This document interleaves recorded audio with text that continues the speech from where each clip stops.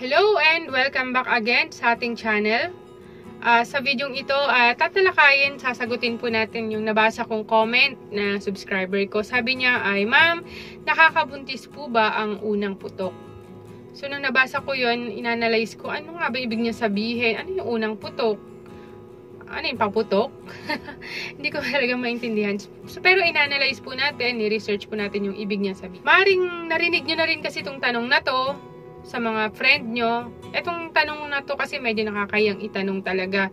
Medyo awkward na topic. Pero dahil professional naman po tayo, pag-aralan po muna natin. Kasi maraming mga kabataan or mga mag-asawa, kunwari sa mag-asawa na lang na ayaw na nilang mabuntis, nag-aalala sila na baka makabuntis sila sa kanilang asawa, yung dami na nilang anak. O kaya naman may mag-boyfriend, girlfriend na mga bata at nagkakaroon po sila ng pagtatalik na outside marriage, pero nag-aalala sila baka mabuntis niya yung kanyang girlfriend. Pero gusto ko lang po sabihin sa inyo na ang pagtatalik or sexual contact ay inilalaan lamang po ng Panginoong Diyos para sa mga mag-asawa na ikinasal. So, napaka-sacred po niyan. So, sampayo ko lang po sa mga kabataan na wala pa sa tamang edad ng pag-aasawa or wala pang mga asawa, ay huwag po ninyong gagawin ng sambagay na pagsisisihan nyo. Dahil ito po ay labag din po sa kautusan ng Panginoong Diyos. Ang pagtatalik ay inilalaan lang po para lang sa mga mag-asawa. So bago lahat, ako po muna si Liz, nurse organist, nurse na nagbibigay ng mga health advice sa mga katulong po sa ating tamang desisyon. Kung makikinabang po kayo, iregalo nyo naman po sa akin ng pag-like, share, and subscribe sa ating channel. Click nyo po yung notification bell, pindutin nyo po yung all para always notified po kayo ni YouTube every time na meron po akong bagong upload. Nagkakaroon po ng pagbubuntis ang babae, first of all, dapat may sexual contact. Okay? And yung lalaki, magre-release po muna siya ng fluid. Okay? Na naglalaman po ng sperm. And then itong si babae naman, halimbawa, pag nagkataon na siya ay nag-ovulate, ng itlog siya, nag-release siya ng egg galing sa kanyang ovary, and then nung nag-sexual contact po yung lalaki at babae na yun, nag-meet ngayon si sperms at saka yung mature egg. So, nagkaroon po ng fertilization, so yun po yung pinakaunang step po ng masasabi natin na nagkaroon po ng pregnancy. Now, ito na po tayo. Ano nga ba yung unang putok na sinasabi ng ating subscriber? So, ating alamin po, no? So, sabi po ng mga gynecologist, ang unang putok ay tinatawag din po sa medical term na pre-ejaculation fluid or pre-cum. Okay po? Ito po yung mga liquid na lumalabas sa ari ng lalaki bago yung tunay na pagpapalabas, bago yung tunay na ejaculation. So, maaaring naglalaman din po ito ng maliit na porsyento ng sperm. Yun nga po, no?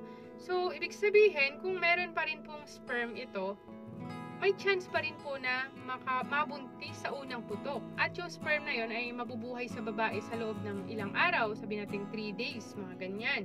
So, ito po ay, dahil may sperm nga, may chance pa rin po na mabuntis ang isang babae. So, kapag ka nagpa-family planning kayo mag-asawa at wala kayong ginamit na anumang method, kunwari, sabi nyo, "Ma'am, pinull out ko naman po yung sa akin nung lumabas na yung liquid sa akin."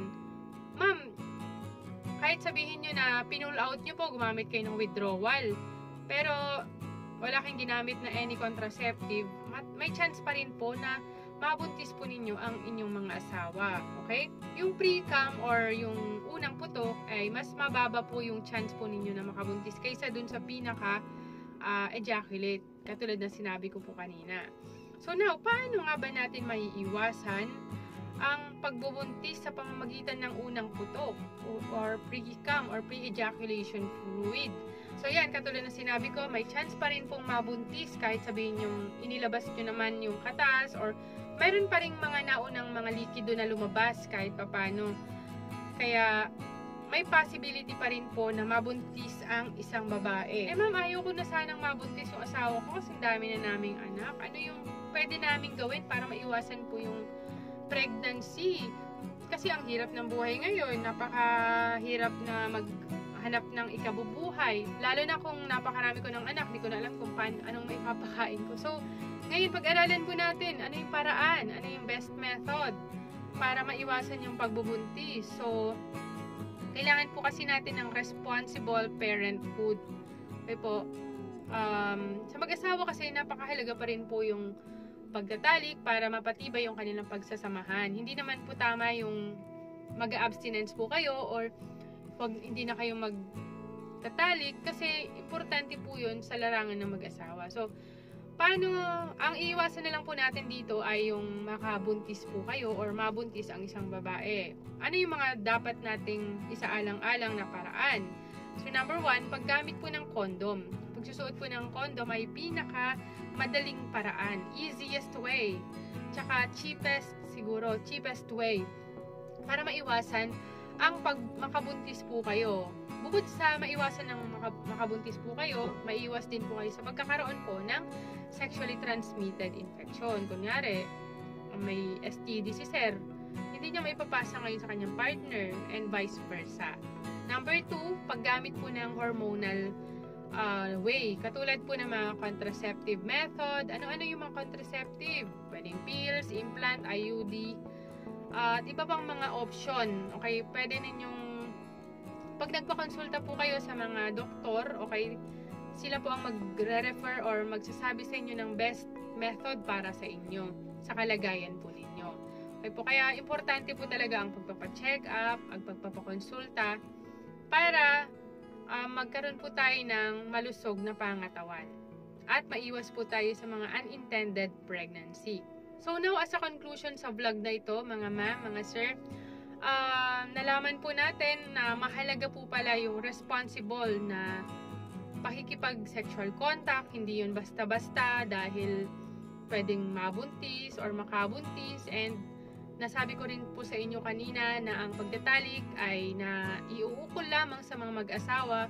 So, sa mga teenager, mga bata pa, hindi pa po para sa inyo ang pagtatalik. Okay, may tamang panahon. Okay? So, mag-aral muna po kayo at magpakasal. And then, kapag kayo ay nagkaroon na ng magandang trabaho, magpakasal. And then, yun. Tsaka kayo may tsaka kayo meron ng karapatan sa ganyang mga bagay. At nasabi ko na rin po na yung unang putok ay nagdudulot pa rin po ng pregnancy. Pagbubuntis, hindi po yun 100% safe. Kasi may risk pa rin po yan ng pagbubuntis. So, yung tamang paghihingat sa ating kalusugan at tamang paraan ng pagpipigil sa pregnancy ay kailangan din po natin para magkaroon po tayo ng maayos na pamumuhay. Family planning method, di ba po?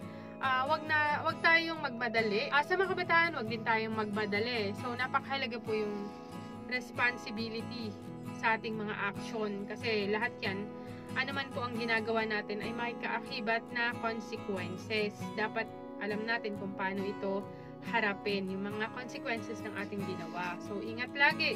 Huwag tayong basta-basta makikipagtalik ng wala pa sa panahon. Okay po, pwedeng mabuntis tayo, or magkaroon po tayo ng mga sexually transmitted diseases. So, sana nakatulong po ako sa isang simple question na ito. Sana nakatulong din po ako sa inyong tamang pagpapasya.